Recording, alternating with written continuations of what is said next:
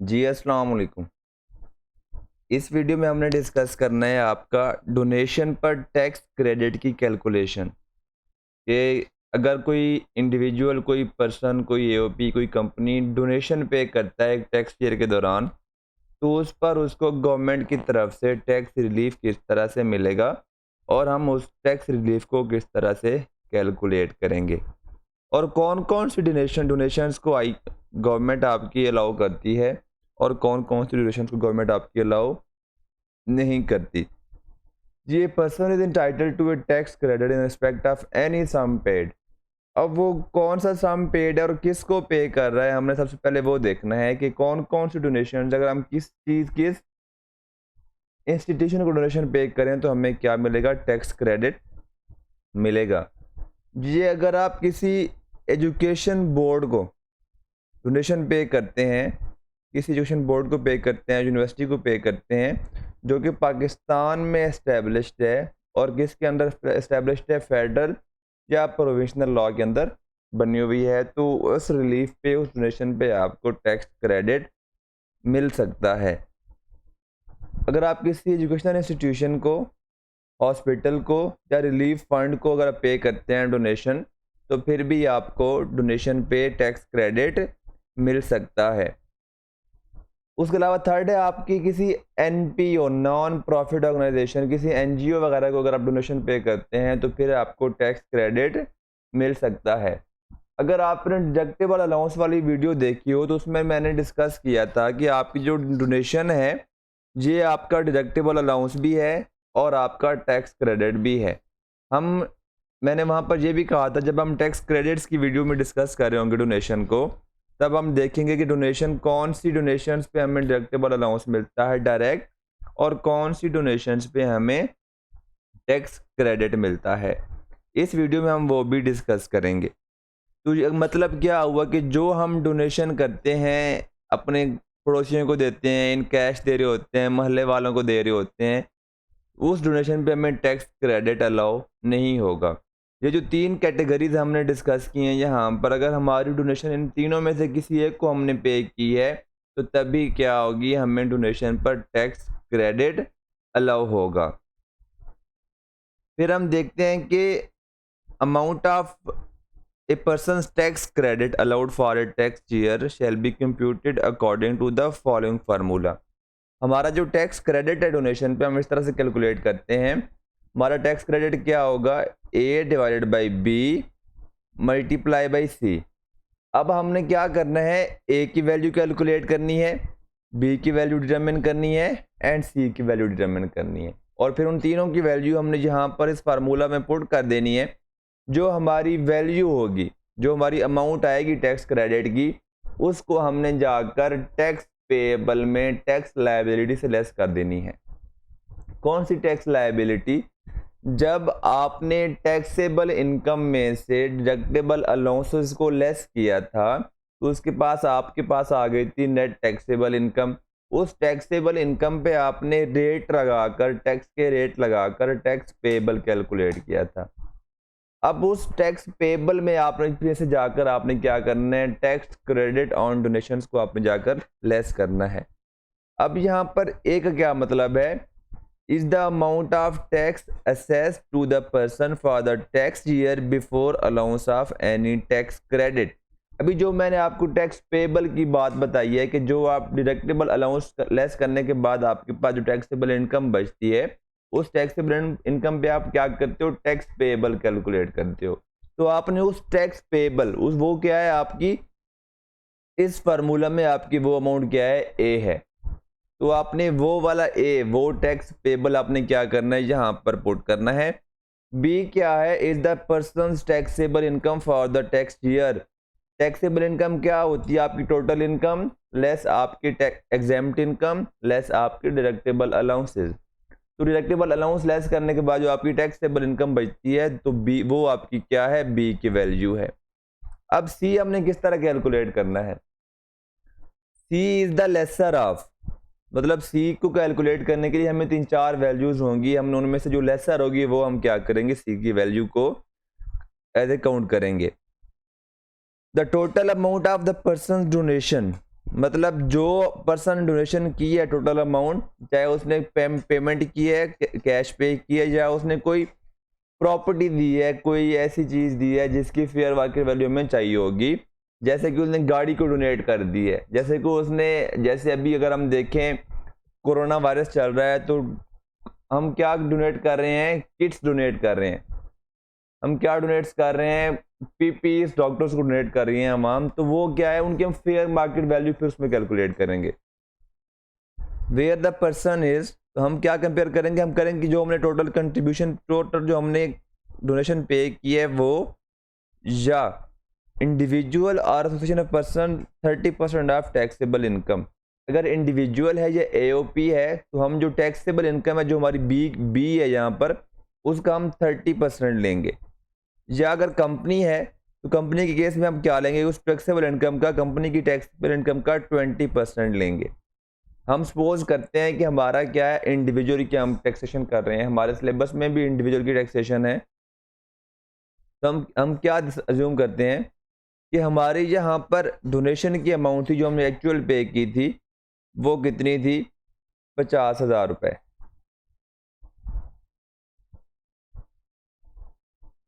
और जो हमारी 30% ऑफ जो टैक्सेबल इनकम वो हमारी बनती है 10 लाख रुपए।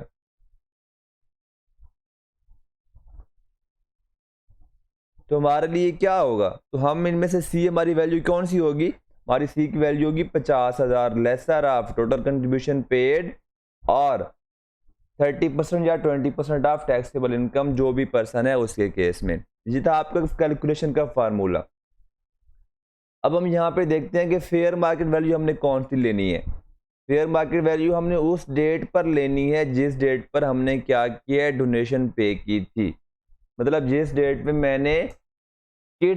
मैंने डोनेट की थी उस डेट पे मेरी क्या होगी, उसकी फेयर मार्केट वैल्यू मैं कैलकुलेट करूंगा। डोनेशन पे आपको टैक्स क्रेडिट तभी ही अलाउ होगा जब आपने क्या किया होगा, क्रॉस चेक के थ्रू पेमेंट की होगी। मतलब आप कोई डोनेशन इन कैश पे करेंगे तो आपको वो डोनेशन पे टैक्स क्रेडिट अलाउ नहीं होगा। अभी हम इसी वीडियो में आगे चल के देखते हैं डोनेशन के वो केसेस जिसमें आपको donation as a deductible allowance allow होगा।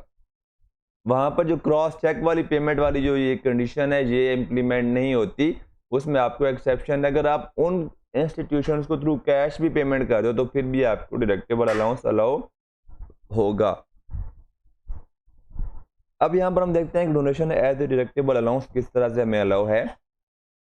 Amount paid as a donation to the institutions, यहाँ पर आपके एफबीआर ने, गवर्नमेंट ने कुछ इंस्टीट्यूशंस, कुछ इदारे स्पेसिफाई कर दिए हैं कि अगर आप उन इंस्टीट्यूशंस को पेमेंट करेंगे जो कहाँ पर मेंशन है आपकी इनकम टैक्स ऑर्डिनेंस की clause 61 part 1 of second schedule of income tax ordinance, तो उस केस में वो आपको स्टेट डिडक्शन आपकी क्या होती है, आपका डिडक्टेबल अलाउंस होती है, इनकम ऑफ द ऑनर आपको क्या होगा, एज ए अलाउ होगा।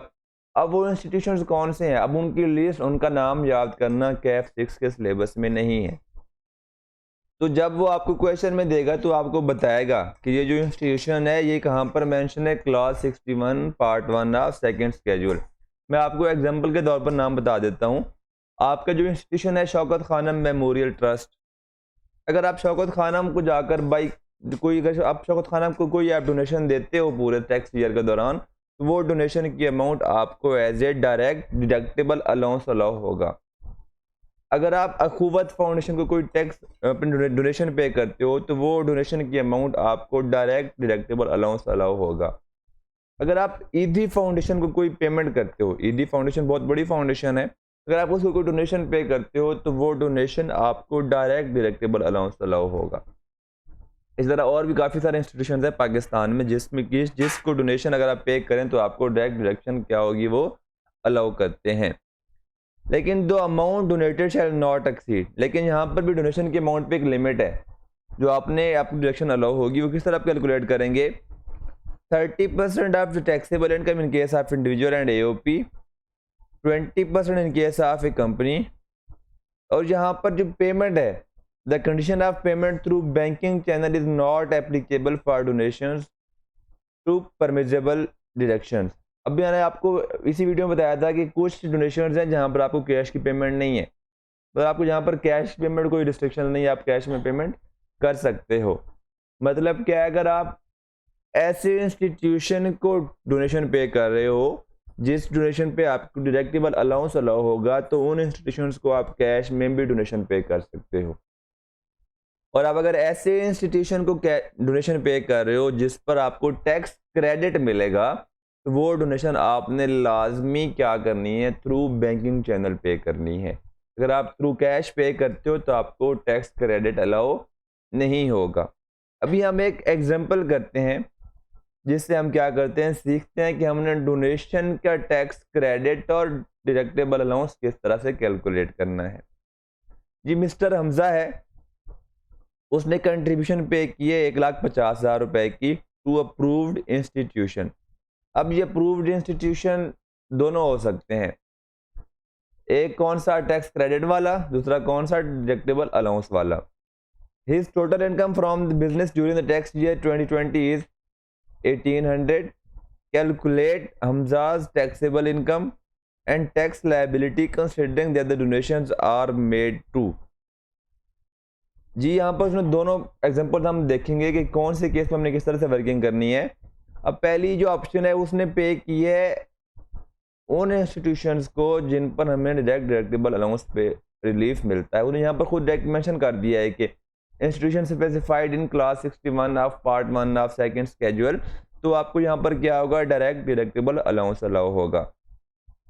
फिर है इंस्टीट्यूशन प्रोवाइडेड अंडर सेक्शन 61, जो सिंपल सेक्शन 61 के अंदर जो प्रोवाइडेड हैं उन पर आपको टैक्स क्रेडिट अलाउ होता है। अब हम दोनों को 1 बाय 1 डिस्कस करते हैं। जी, आपका पहले पार्ट है, हमने क्या करनी है, पहले टोटल इनकम यहाँ पर कैलकुलेट करनी है, फिर हमने उसमें से लेस करनी है डिडक्टिबल अलाउंस की डोनेशन।